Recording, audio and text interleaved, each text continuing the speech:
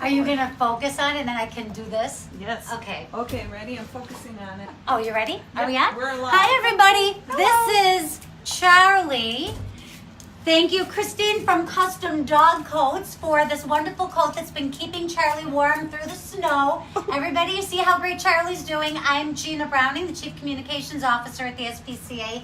This is our wonderful Chief Veterinary Officer, Dr. Helene Chevalier, who is going to give us an update on Charlie, and we are all smiles today. I know, for a we reason. are. So Charlie today is doing much better. I mean, he's here and trusted with us in our hands because we gave him some treats. The behavior department works with him so that he doesn't eat too ravenously and doesn't eat our fingers.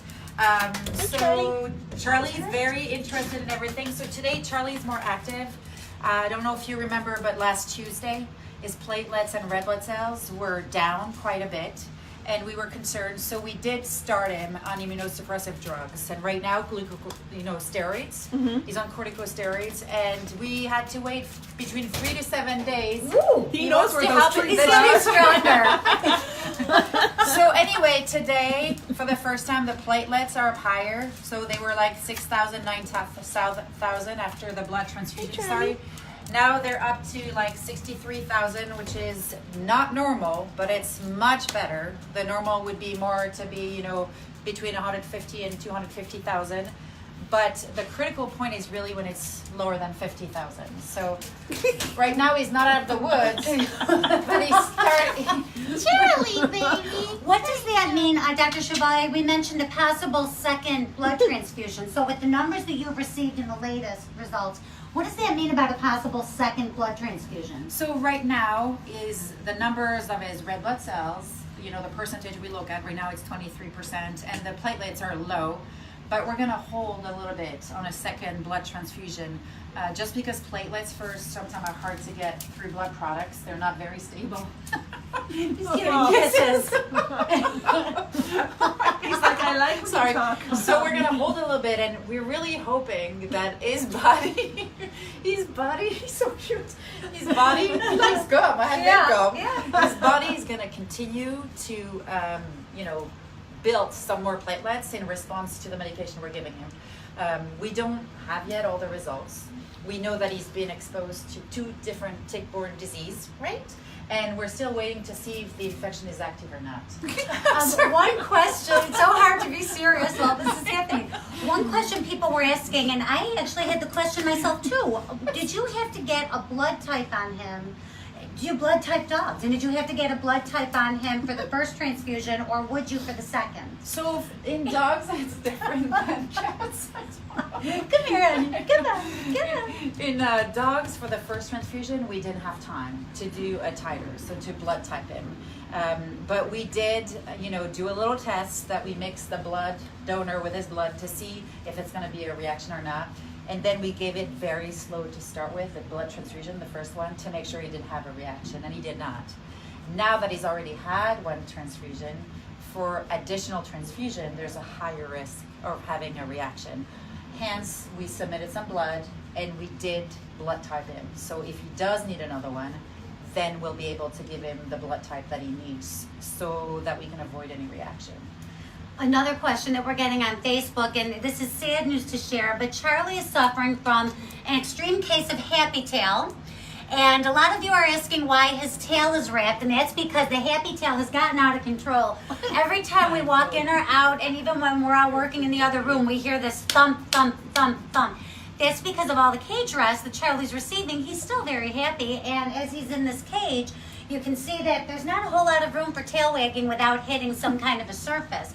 We didn't want his tail to be endangered. Yes, because the tip of his tail when he came in was missing some hair already. Oh, no. So it's really how the skin embarrassing. that if he wags his tail, the skin is going to bang and he might start That's bleeding a embarrassing. little bit. So yeah, we're trying to really just protect his tail.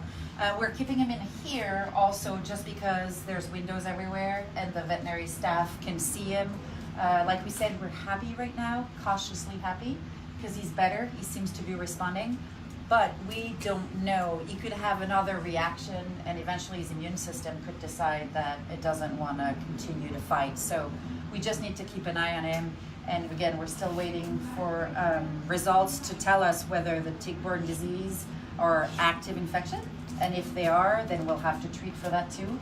Or maybe it is not active and he was exposed to it. So it's proper to say that while he is not as grave as he was earlier this week, we're still cautiously optimistic. Exactly. What you can't see, because of the stylish, fashion-forward coat that Charlie's wearing, is that he has put on some weight. Do we have a current weight on him? Right now he's at 42.6 pounds this So that's morning. better. Yeah, I think I was mistaken the other day. I was saying 48, but he started at 38. Yes. And then was 40. Now he's, what is he? 42.8 pounds. So he's going up, did you say about the rate of a pound a day?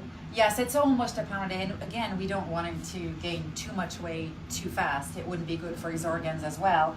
What is very fantastic, and again, we're very spoiled, is that his spirit is here. Yes. He wants to fight. He knows the communities behind him. So I think that is thanks to a lot of you. That's why he's acting the way he's So acting. thank you to all the community for sending positive thoughts, prayers, and also to help with donation, because thanks to the donations, we can blood type him, we can send more, blood to test whether he's actively infected or not, and we can follow, because almost every day we're doing blood work to check his platelets. We might, because it's a little better, we might give it a bit of a rest tomorrow and Sunday, because we keep having to puncture his veins, so we're very cautious. We're monitoring his veins, making sure he doesn't bleed out.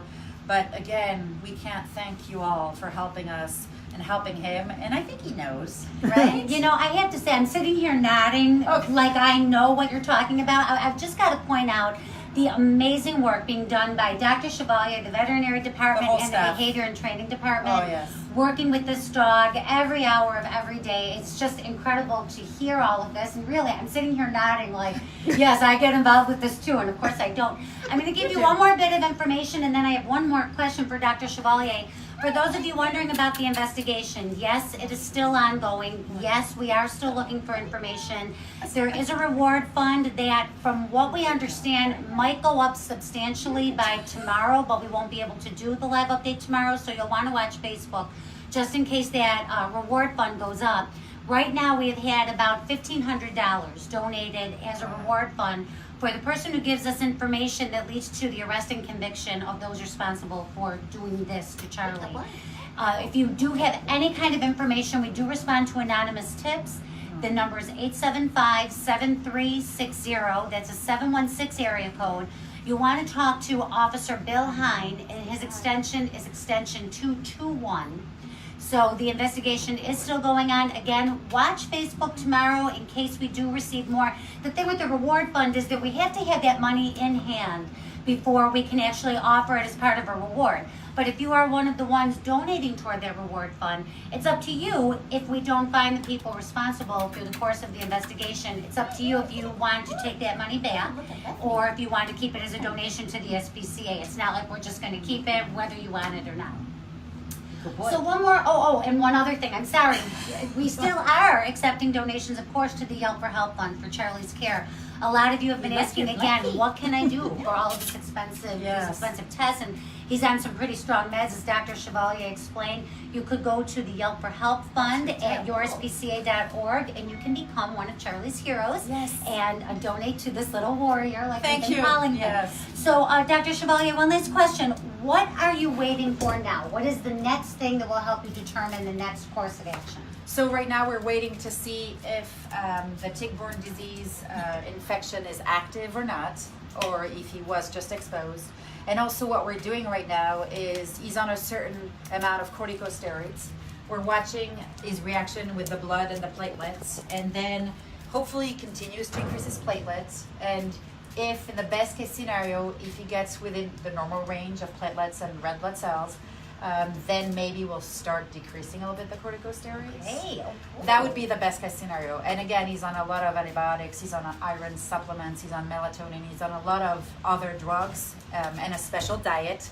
And again, behavior is working with him to make sure he doesn't get naughty with the food because we don't want him to get too demanding. So this is where we're at right now. I mean, and you see, a lot of you have asked about a meet and greet or coming to see Charlie. You see how excited he gets, and he's not like this just with us. He's like this with everybody. You see how happy he is with company. Dr. Chevalier explained before, if there is some kind of internal bleeding, it could be dangerous getting him this excited this often because it could increase the bleeding. So that's why, unfortunately, we haven't been able to have more of you come in to meet want us him. to take the Thank you camera? for being patient with us, and we promise if he rebounds, if he makes a full recovery, we're going to have all of you. We should set up a Charlie meet and greet. Oh, yes. We may just have to do that. So we still need your prayers, your well wishes. You see what it's doing for this remarkable dog. Yes. And Dr. Chevalier, again, what excellent work being done by your team. Yeah, it's teamwork, but everybody, it's you by, updating the community. and Bethany it's- behind the camera. Yes, We never playing. mentioned Bethany. No, Bethany's that's the one taking Playing all with these great Charlie. videos. Charlie is And, definitely kissing. The me. behavior department, the staff, everybody, the community. So thank you, everybody. We will give an update again next Are you week. okay? Remember to check Facebook. There's some interesting stuff going on. Show everybody this is Remember to happening. check Facebook. Oh, Charlie, There, you know Charlie. how to Bethany. Thank you, Charlie. Thank you, everybody. Thank you for caring about this amazing dog. We'll be back next week with another update. Thank you. Thank you. Aw.